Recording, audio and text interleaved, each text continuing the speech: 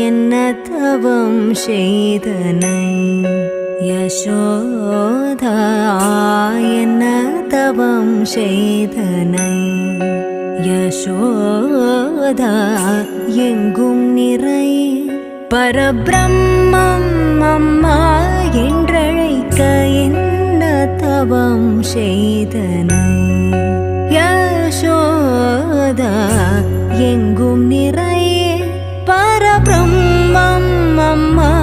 என்றழைக்க என்ன தவம் செய்தனை